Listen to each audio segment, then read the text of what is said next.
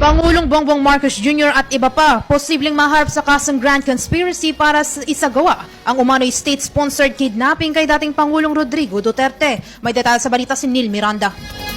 Posibleng maharap sa kaso si Pangulong Bongbong Marcos Jr. at iba pang opisyal ng administrasyon sa umano'y grand conspiracy para isagawa ang state-sponsored kidnapping kay former President Rodrigo Roa Duterte. Ayon kay Atty. Raul Lambino, mismong si DILG Secretary John Vic Remulla ang nagsiwalat sa sabuatan para ipatapon sa The Hague, the Netherlands si dating Pangulong Duterte.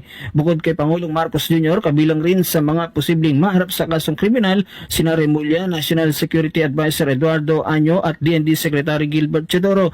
Paliwanag ni Lambino sa pagbubunyag ni Remulla sa isang panayam, tila matagal nang plinano ang pagdukot sa dating Pangulo. Taliwas ito sa naunang pagtanggi ni Pangulong Marcos na tali ang kanilang mga kamay.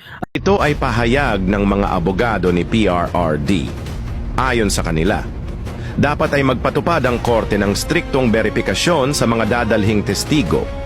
Akala kasi siguro ng mga ito ay parang hearing lang natin dito. Huy! International na tayo. Hindi na ito yung mga witness na napupulot lang kung san-san. Iiyak-iyak lang kunyari sa mga hearing ay solve na.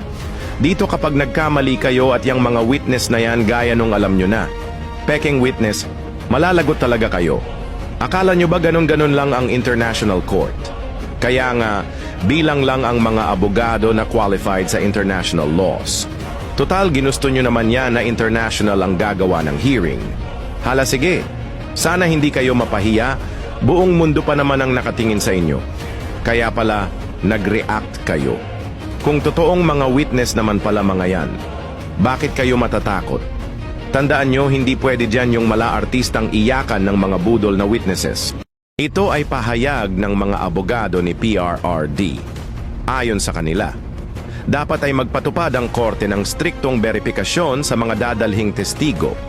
Akala kasi siguro ng mga ito ay parang hearing lang natin.